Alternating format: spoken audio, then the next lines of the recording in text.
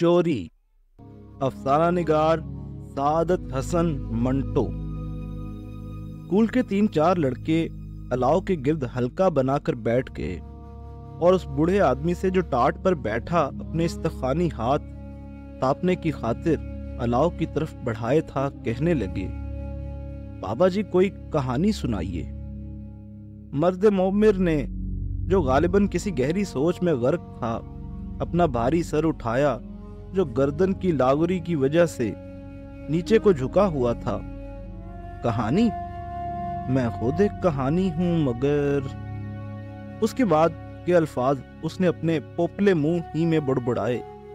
شاید وہ اس جملے کو لڑکوں کے سامنے ادا کرنا نہیں چاہتا تھا، جن کی سمجھ اس قابل نہ تھی کہ وہ فلسفیانہ نکات حل کر سکے۔ لکڑی کے ٹکڑے ایک شور کے ساتھ جل جل کر آتشی شکم کو پر کر رہے تھے۔ شعلوں کی انابی روشنی لڑکوں کے معصوم چہروں پر ایک عجیب انداز میں رقص کر رہی تھی۔ ننھی ننھی چنگاریاں سفید راکھ کی نقاب الٹ الٹ کر حیرت میں سر بلند شعلوں کا منہ تک رہی تھیں۔ بوڑھے آدمی نے الاؤ کی روشنی میں سے لڑکوں کی طرف نگاہیں اٹھا کر کہا، کہانی؟ ہر روز کہانی؟ کل سناؤں گا۔ لڑکوں کے تمتمائے ہوئے چہروں پر افسردگی چھا گئی۔ نا امیدی کے عالم میں وہ ایک دوسرے کا منہ تکنے لگے، گویا وہ آنکھوں ہی آنکھوں میں کہہ رہے تھے، آج رات کہانی سنے بغیر سونا ہوگا۔ یکا یک ان میں سے ایک لڑکا جو دوسروں کی بنسبت بہت ہوشیار اور ذہین معلوم ہوتا تھا، الاؤ کے قریب سرک کر بلند آواز میں بولا، مگر کل آپ نے وعدہ کیا تھا اور وعدہ خلافی کرنا درست نہیں۔ کیا آپ کو کل والے حامد کا انجام یاد نہیں ہے، جو ہمیشہ اپنا کہا بھول جایا کرتا تھا؟ درست، میں بھول گیا تھا۔ بوڑھے آدمی نے یہ کہہ کر اپنا سر جھکا لیا جیسے وہ اپنی بھول پر نادم ہے۔ تھوڑی دیر کے بعد وہ اس دلیر لڑکے کی جرت کا خیال کر کے مسکرایا، میرے بچے، مجھ سے غلطی ہو گئی، مجھے معاف کر دو، مگر میں کون سی کہانی سناؤں؟ ٹھہرو، مجھے یاد کر لینے دو۔ یہ کہتے ہوئے وہ سر جھکا کر گہری سوچ میں غرق ہو گیا۔ اسے جن اور پریوں کی لایعنی داستانوں سے سخت نفرت تھی۔ وہ بچوں کو ایسی کہانیاں سنایا کرتا تھا جو ان کے دل و دماغ کی اصلاح کر سکیں۔ اسے بہت سے فضول قصے یاد تھے جو اس نے بچپن میں سنے تھے یا کتابوں میں پڑھے تھے، مگر اس وقت وہ اپنی بربط پیری کے بوسیدہ تار چھیڑ رہا تھا کہ شاید ان میں کوئی خوابیدہ راگ جاگ اٹھے۔ لڑکے بابا جی کو خاموش دیکھ کر آپس میں آہستہ آہستہ باتیں کرنے لگے۔ غالباً اس لڑکے کی بابت جسے کتاب چرانے پر بیعت کی سزا ملی تھی۔ باتوں باتوں میں ان میں سے کسی نے بلند آواز میں کہا، ماسٹر جی کے لڑکے نے بھی تو میری کتاب چرا لی تھی، مگر اسے سزا وضع نہ ملی۔ کتاب چرا لی تھی؟ ان 4 لفظوں نے جو بلند آواز میں ادا کیے گئے تھے، بوڑھے کی خفتہ یاد میں ایک واقعے کو جگا دیا۔ اس نے اپنا سفید سر اٹھایا اور اپنی آنکھوں کے سامنے بھولی بسری داستان کو انگڑائیاں لیتے پایا۔ ایک لمحہ کے لیے اس کی آنکھوں میں چمک پیدا ہوئی، مگر وہیں غرق ہو گئی۔ اضطراب کی حالت میں اس نے اپنے نحیف جسم کو جنبش دے کر الاؤ کے قریب کیا۔ اس کے چہرے کے تغیر و تبدل سے صاف طور پر عیاں تھا کہ وہ کسی واقعے کو دوبارہ یاد کر کے بہت تکلیف محسوس کر رہا ہے۔ الاؤ کی روشنی بدستور لڑکوں کے چہروں پر ناچ رہی تھی۔ دفعتاً بوڑھے نے آخری ارادہ کرتے ہوئے کہا، بچوں، آج میں اپنی کہانی سناؤں گا۔ لڑکے فوراً اپنی باتیں چھوڑ کر ہمہ گوش ہو گئے۔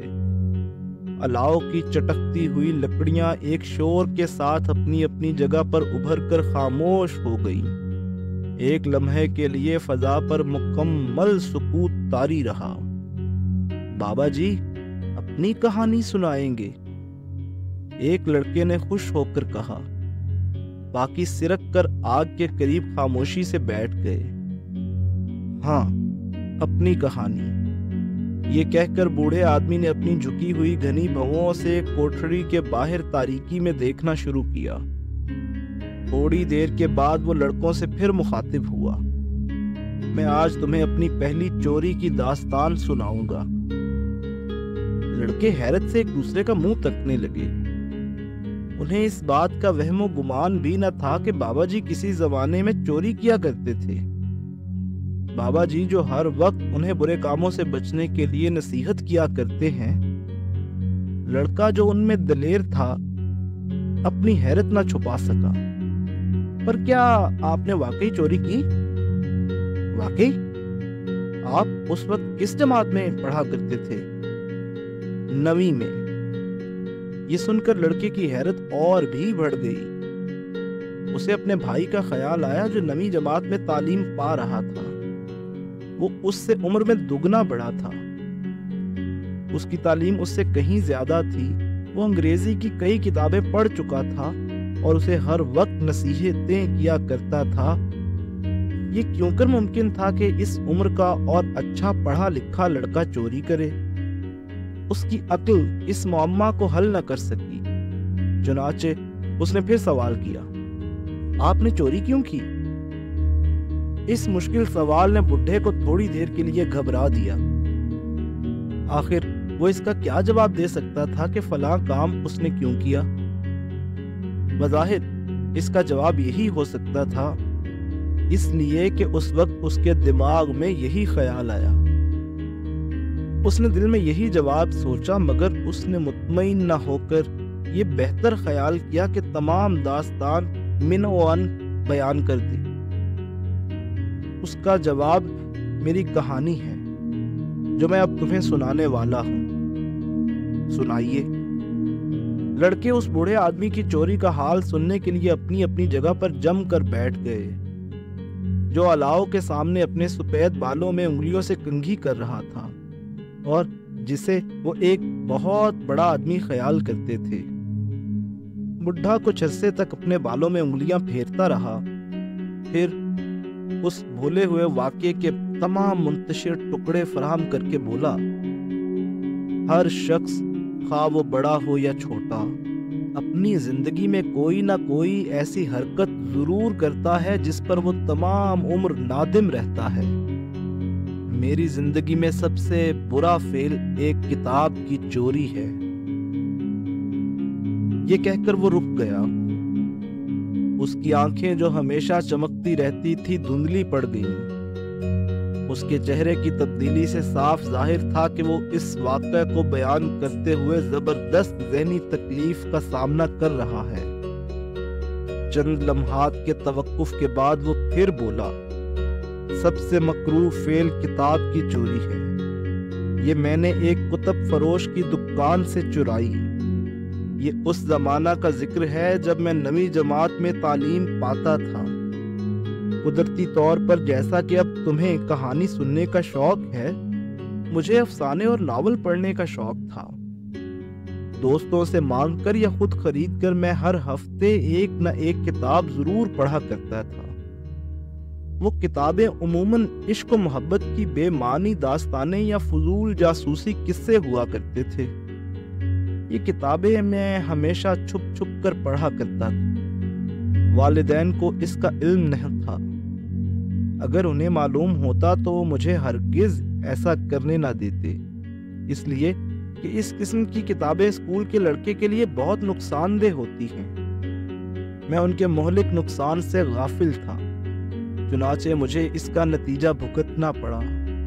میں نے چوری کی اور پکڑا گیا۔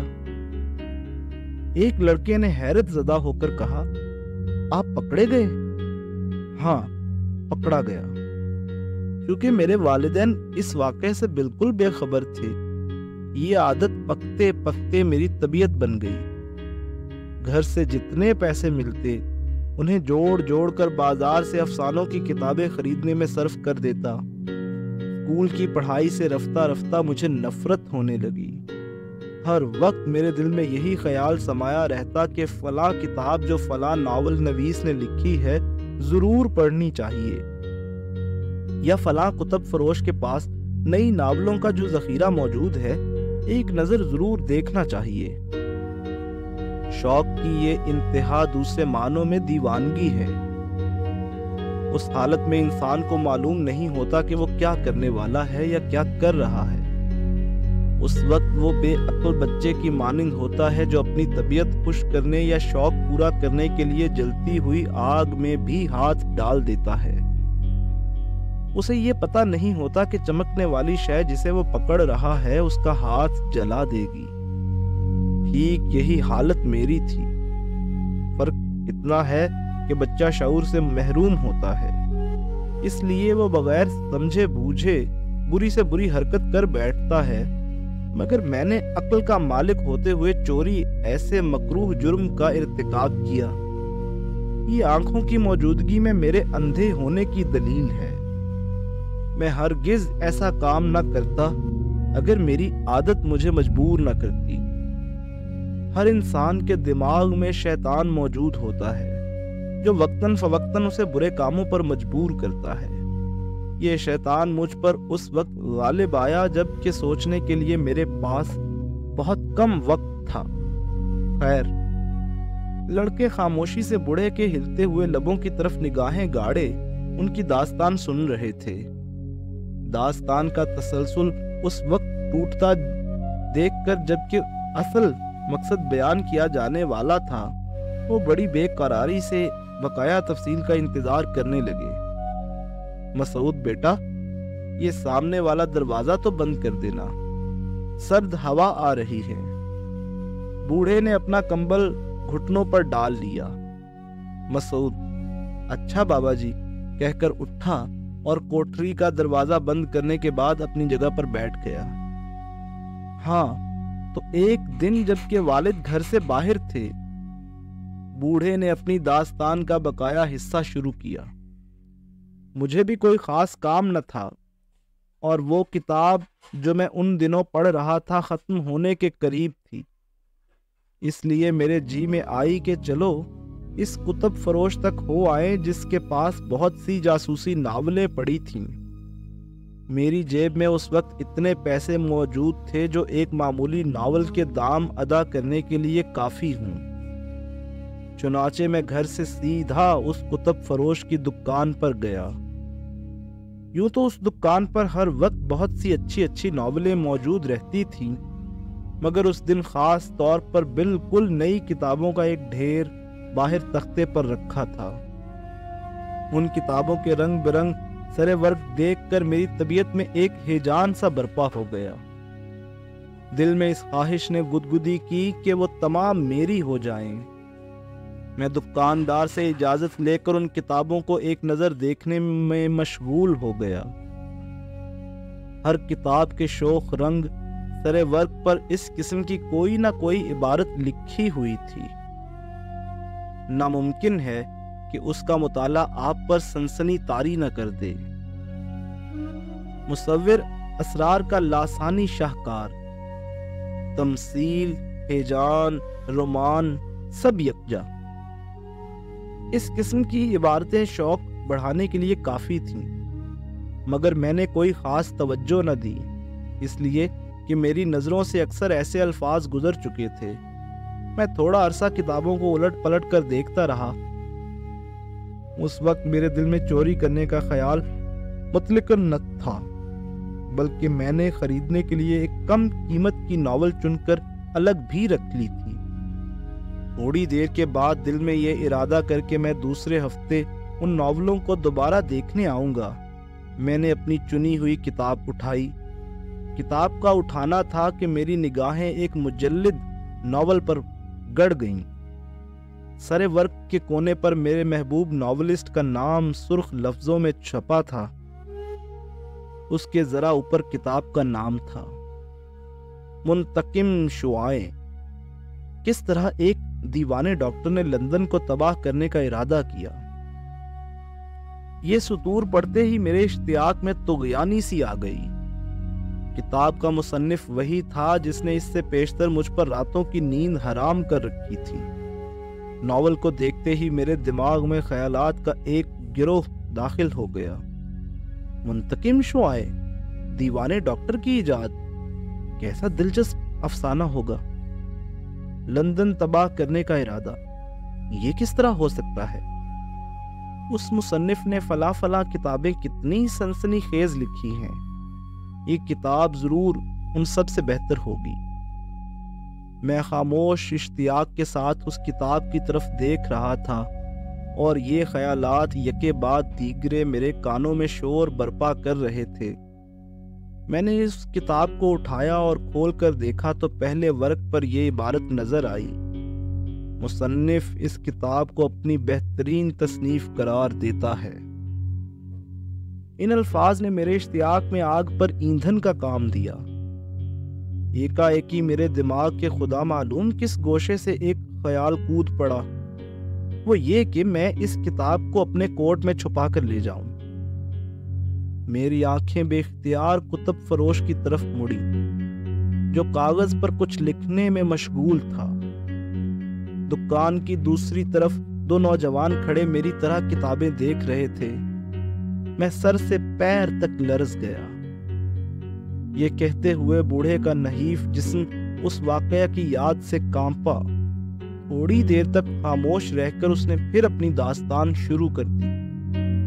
ایک لحظہ کے لیے میرے دماغ میں یہ خیال پیدا ہوا کہ چوری کرنا بہت برا کام ہے، مگر ضمیر کی آواز سرے ورق پر بنی ہوئی لمبی لمبی شعاؤں میں غرق ہو گئی۔ میرا دماغ منتقم شعاع کی گردان کر رہا تھا۔ میں نے ادھر ادھر جھانکا اور جھٹ سے وہ کتاب کوٹ کے اندر بغل میں دبا لی، مگر میں کانپنے لگا۔ اس حالت پر قابو پا کر میں نے کتب فروش کے قریب گیا اور اس کتاب کے دام ادا کر دیے جو میں نے پہلے خریدی تھی۔ قیمت لیتے وقت اور روپے میں سے باقی واپس کرنے میں اس نے غیر معمولی تاخیر سے کام لیا۔ میری طرف اس نے گھور کر بھی دیکھا، جس سے میری طبیعت سخت پریشان ہو گئی۔ جی میں بھی آئی کہ سب کچھ چھوڑ چھاڑ کر وہاں سے بھاگ نکلوں۔ میں نے اس دوران میں کئی بار اس جگہ پر جو کتاب کی وجہ سے ابھری ہوئی تھی نگاہ ڈالی اور شاید اسے چھپانے کی بے سود کوشش بھی کی۔ میری ان عجیب و غریب حرکتوں کو دیکھ کر اسے شک ضرور ہوا، اسی لیے کہ وہ بار بار کچھ کہنے کی کوشش کر کے پھر خاموش ہو جاتا تھا۔ میں نے باقی پیسے جلدی سے لیے اور وہاں سے چل دیا۔ 200 قدم کے فاصلے پر میں نے کسی کی آواز سنی۔ مڑ کر دیکھا تو کتب فروش ننگے پاؤں چلا آ رہا تھا اور مجھے ٹھہرنے کے لیے کہہ رہا تھا۔ میں نے اندھا دھند بھاگنا شروع کر دیا۔ مجھے معلوم نہ تھا میں کدھر بھاگ رہا ہوں۔ میرا رخ اپنے گھر کی جانب تھا۔ میں شروع ہی سے اس طرف بھاگ رہا تھا جدھر بازار کا اختتام تھا۔ اس غلطی کا مجھے اس وقت احساس ہوا جب 2-3 آدمیوں نے مجھے پکڑ لیا۔ بوڑھا اتنا کہہ کر اضطراب کی حالت میں اپنی خشک زبان لبوں پر پھیرنے لگا۔ کچھ توقف کے بعد وہ ایک لڑکے سے مخاطب ہوا، مسعود، پانی کا ایک گھونٹ پلوانا۔ مسعود خاموشی سے اٹھا اور کوٹری کے ایک کونے میں پڑے ہوئے گھڑے سے پانی بھر کر لے آیا۔ بوڑھے نے گلاس لیتے ہی منہ سے لگا لیا اور ایک گھونٹ میں سارا پانی پی گیا اور خالی گلاس زمین پر رکھتے ہوئے کہا، ہاں میں کیا بیان کر رہا تھا؟ ایک لڑکے نے جواب دیا، آپ بھاگے جا رہے تھے۔ میرے پیچھے کتب فروش چور چور کی آوازیں بلند کرتا چلا آ رہا تھا۔ جب میں نے 2-3 آدمیوں کو اپنا تعاقب کرتے دیکھا تو میرے ہوش ٹھکانے نہ رہے۔ جیل کی آہنی سلاخیں، پولیس اور عدالت کی تصویریں ایک ایک کر کے میری آنکھوں کے سامنے آ گئی۔ بے عزتی کے خیال سے میری پیشانی عرق آلود ہو گئی۔ میں لڑ کھڑایا اور گر پڑا۔ اٹھنا چاہا تو ٹانگوں نے جواب دے دیا۔ اس وقت میرے دماغ کی عجیب حالت تھی۔ ایک تند دھواں سا میرے سینے میں کروٹیں لے رہا تھا۔ آنکھیں فرتے خوف سے ابل رہی تھیں اور کانوں میں ایک زبردست شور برپا تھا، جیسے بہت سے لوگ آہنی چادریں ہتھوڑوں سے کوٹ رہے ہیں۔ میں ابھی اٹھ کر بھاگنے کی کوشش ہی کر رہا تھا کہ کتب فروش اور اس کے ساتھیوں نے مجھے پکڑ لیا۔ اس وقت میری کیا حالت تھی اس کا بیان کرنا بہت دشوار ہے۔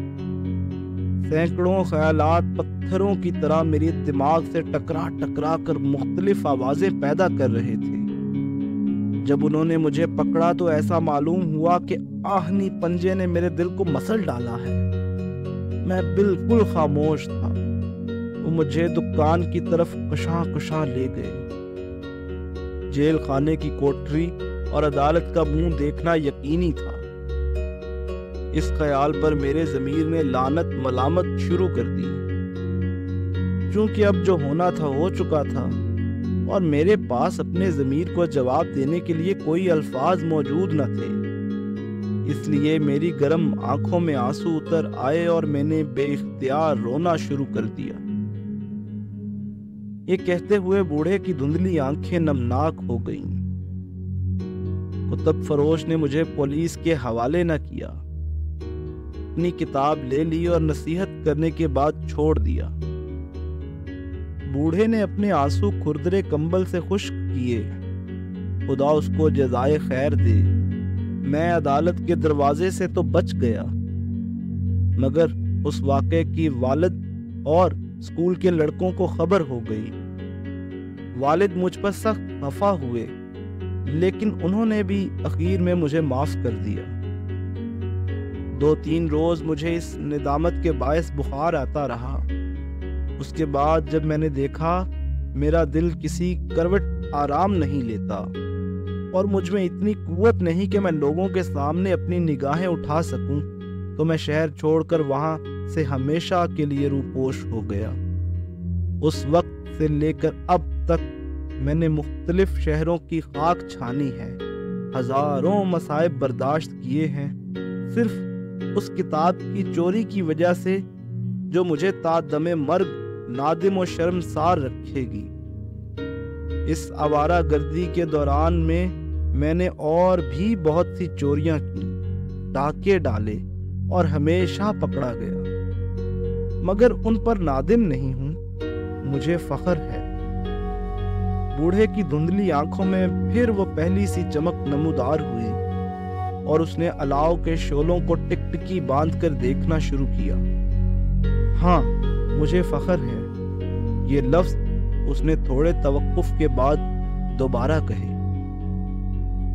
الاؤ میں آگ کا ایک شعلہ بلند ہوا اور ایک لمحہ فضا میں تھر تھرا کر وہیں سو گیا۔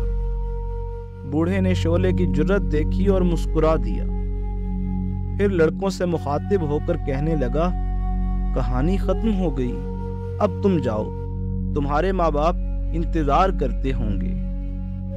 مسعود نے سوال کیا، مگر آپ کو اپنی دوسری چوریوں پر کیوں فخر ہے؟ فخر کیوں ہے؟ بوڑھا مسکرا دیا، اس لیے کہ وہ چوریاں نہیں تھیں۔ اپنی مسروقہ چیزوں کو دوبارہ حاصل کرنا چوری نہیں ہوتی میرے عزیز، بڑے ہو کر تمہیں اچھی طرح معلوم ہو جائے گا۔ میں سمجھا نہیں۔ ہر وہ چیز جو تم سے چرا لی گئی ہے، تمہیں حق حاصل ہے کہ اسے ہر ممکن طریقہ سے اپنے قبضہ میں لے آؤ، پر یاد رہے تمہاری کوشش کامیاب ہونی چاہیے، ورنہ ایسا کرتے ہوئے پکڑے جانا اور اذیتیں اٹھانا عبث ہے۔